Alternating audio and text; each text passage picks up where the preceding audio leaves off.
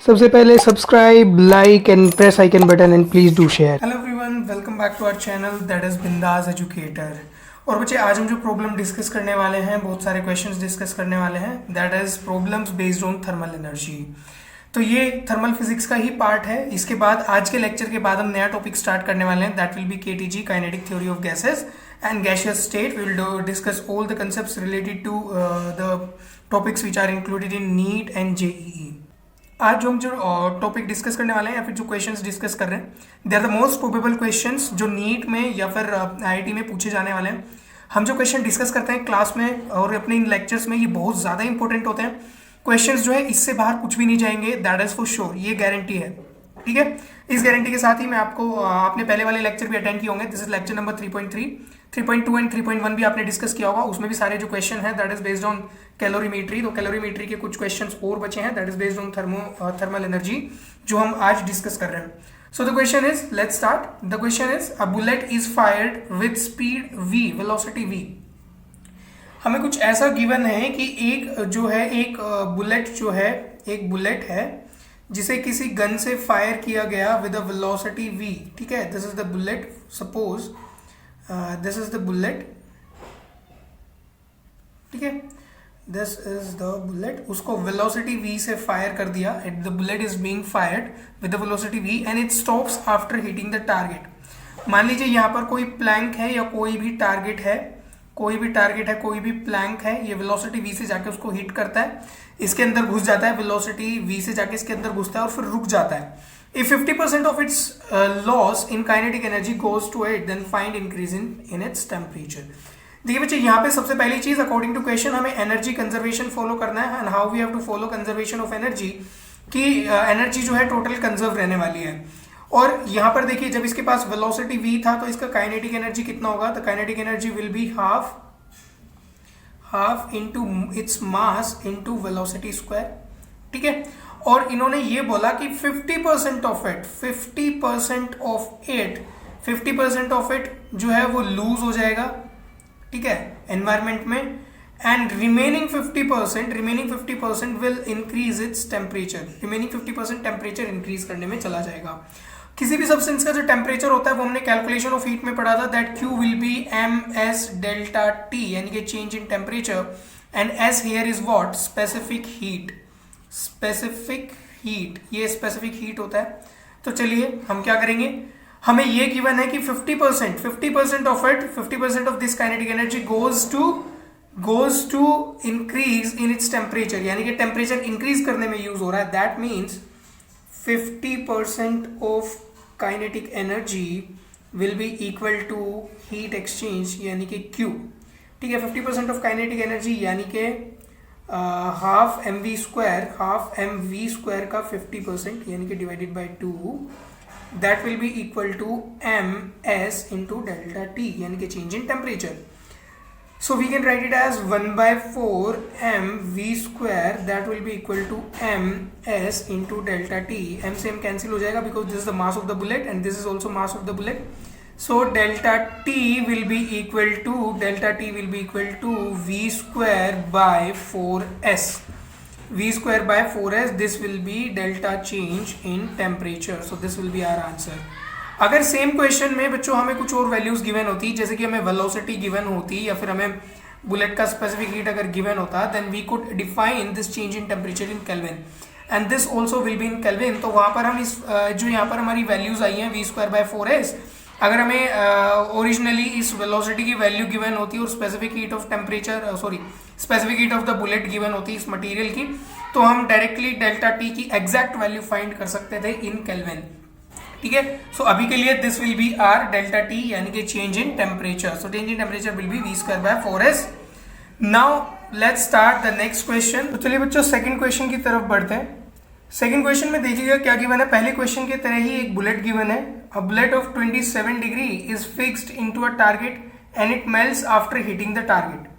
Similarly यहाँ पर भी एक बुलेट गिवन है और बुलेट के बारे में ये बोला गया है कि ये जो बुलेट है ये टारगेट को जाके हिट करती है, वेलोसिटी v से मूव कर रही होगी सपोज। ठीक है, वेलोसिटी v से मूव कर रही है और जाके ये एक टारगेट में हिट करती है और हीट करने के बाद 75% of this kinetic energy, 75% of this kinetic energy changes to heat, ठीक है। देखिए आगे क्या होता है, melting point of a bullet is 3 to 7 degree Celsius and 75% loss in kinetic energy goes to heat, 75% loss of kinetic energy goes to heat, find the velocity with which it was fired. तो initial temperature कितना given था, initial temperature was 27 degree Celsius और इसका melting point भी given है, melting point is equal to 327 degree Celsius. इसको kelvin में change कर देंगे पहले तो, और इनको केल्विन में चेंज करेंगे, अगर केल्विन में चेंज करेंगे तो 327, और अगर केल्विन में चेंज नहीं भी करेंगे तो भी चलेगा, because we have what matter for us is delta T, हमें तो डेल्टा टी फाइंड करना है। और डेल्टा टी देखिए कितना है, 27 से 327, दैट मीन्स 300 डिग्री सेल्सियस, या फिर इसको केल्विन भी बोल सकते हैं। अगर आपने कैलोरीमेट्री अच्छे से पढ़ा होगा, और कैलोरीमेट्री में वहां पर हमने जब सारी चीज़ें डिस्कस की, और थर्मोमीट्री उससे पहले पढ़ा, थर्मोमीट्री में हमने टेम्परेचर स्केल्स वगैरह अच्छे से किए हुए थे, तो अगर आपने वो लेक्चर ध्यान से सुना है तो ये वाला कंसेप्ट आपको बहुत अच्छे से क्लियर हो चुका होगा। चलिए अब बात करते हैं क्वेश्चन की। क्वेश्चन में ये गिवन है कि एक बुलेट को फायर किया गया वेलोसिटी v से, जिसका इनिशियल टेम्परेचर था 27 डिग्री सेल्सियस। वो जाकर टारगेट पर स्ट्राइक करती है, स्ट्राइक करने के बाद उसका टेम्परेचर इंक्रीज होता है और वो मेल्ट हो जाती है। मेल्ट हो जाने का मतलब उसका टेम्परेचर 27 डिग्री सेल्सियस से पहले 327 डिग्री सेल्सियस हुआ होगा, और फिर 327 डिग्री सेल्सियस पर भी स्टेट चेंज भी हुआ होगा, ठीक है। वो सॉलिड से क्या बना होगा, सॉलिड से वो मेल्ट हुई होगी, लिक्विड बनी होगी, यानी कि total 75% of this kinetic energy is going into heat. That means 75% means what, 3/4 of something is 75%, that means 3/4 of kinetic energy will be equal to heat Q, यानी कि 3/4 of half mv square will be equal to what, ms delta t plus ml। अब सब में से ये m cancel कर देंगे, हर जगह से ये m कैंसिल हो सकता है, so this will be 3/8 v square should be equal to s into delta t। delta t is how much, 300s plus L, so v square will be 8/3 into 300s plus L, so velocity will be under root 8/3 into 300s plus L, so this should be the velocity। और ये वो velocity की value आ गई है जिसकी अगर 75% kinetic energy को हम यूज करते हैं हीट करने में, तो क्या होगा, इस बुलेट का टेम्परेचर 27 से 327 डिग्री सेल्सियस हो जाएगा, एंड ये स्टेट भी चेंज हो जाएगा, इसका ये मेल्ट भी हो जाएगी। यानी कि हमने यहाँ पर जो ms डेल्टा t लगाया, this is for temperature change, यानी कि 27 से 327 डिग्री सेल्सियस तक टेम्परेचर आने में, and this ml is for state change at that 327 degree Celsius only. चलिए अब बढ़ते हैं नेक्स्ट क्वेश्चन की तरफ। The next question is, find the height from which a block of ice at 0 degree Celsius should be dropped so that it completely melts after hitting the ground। कुछ ऐसी कहानी है कि हमारे पास एक आइस का ब्लॉक है, we don't know the mass, the mass is not given, so this is the ice block, this is the ice block, and this ice block is dropped from the sky, this ice block is dropped from the sky, and temperature is 0 degree Celsius here, and when it comes to ground after heating it melts। ये सारा का सारा ice जो होता है वो melt हो जाता है and it becomes water, ठीक है, on hitting ground। सो मान लीजिए कि ये आइस था, इसका मास कुछ भी था, ठीक है, मास m था, और ये पूरा का पूरा मास m जो है on hitting the ground it becomes water, यानी कि पूरा का पूरा जो आइस था वो मेल्ट हो गया, स्टेट चेंज हो गया, ठीक है, it melts completely hitting the ground, ठीक है। So now we have to find out कि कितनी हाइट से इसको गिराया गया होगा। We have to find the height from which a block of ice at 0 degree Celsius should be dropped, ठीक है। तो मान लेते हैं ये हाइट जो है that height is h height से इसको गिराया गया, ठीक है। तो इसका टेम्परेचर इंक्रीज हुआ होगा, यहाँ पर मेल्ट हुआ, स्टेट चेंज हुआ, यानी कि टेम्परेचर इंक्रीज हुआ, और वो हीट कहाँ से आई, वो हीट आई इसके अंदर जो स्टोर्ड एनर्जी थी, और स्टोर्ड एनर्जी किस फॉर्म में थी, in the form of potential energy, क्योंकि हाइट h पर हाइट h पर इसका पोटेंशियल एनर्जी, इसकी पोटेंशियल एनर्जी कितनी रही होगी, mgh।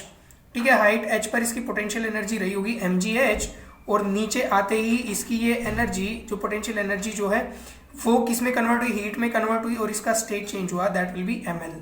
ठीक है, यानी कि स्टेट चेंज हुआ, this ice becomes water. So what we are going to do is we will put that potential energy will be converted to heat. So mgh will be equal to m into L. So m से m cancel, h will be, our height will be L by g. And what is L? L for ice and water conversion के लिए जो L था, that L was how much, 80 calorie. Okay, that value was 80 calorie per gram. So अगर उसको हम change करेंगे and उसको calorie पर ग्राम को we'll change into SI unit, और SI यूनिट जो होती है हमारी that is joule per kg. So we have to multiply 80 into 4.2 into 10 to the power 3, that we have to multiply. So the height will be L is how much, 80 into 4.2 into 10 to the power 3, and we have to divide by g. G is the acceleration due to gravity, and the value of that is, let's consider is at nearly 10. Actual value 9.8 होती है, but we are assuming it to be 10. So the height comes out to be 33.6 into 10 to the power 3 meter, और metre को अगर हम kilometre में change करेंगे तो हम 1000 से डिवाइड करेंगे, दैट मीन्स ये 10 टू द पावर 3 कैंसिल हो जाएगा. So the height will be how much, 33.6 kilometre. So you can memorise it, आप इसको याद भी रख सकते हैं. दिस इज द स्टैंडर्ड, यानी कि ये हमारे पास एक ऐसा रिजल्ट आ गया. लेकिन कंडीशन क्या है, कंडीशन इज कि हमने एयर ड्रैग को जीरो लिया. एयर का जो फ्रिक्शन था while that thing is coming down, so वहां पर जो एयर का जो ड्रैग था, that air drag is zero, और the air drag is negligible. Air drag जो है वो एयर ड्रैग जो है पूरा का पूरा नेग्लिजिबल लिया हमने. ठीक है, so now you can remember it as a standard. यहां पर आप उसको याद कर सकते हैं. The height will be 33.6 kilometre. इसका मतलब देखिए यहां पर ये जो हाइट का फॉर्मूला आया, this is L by G.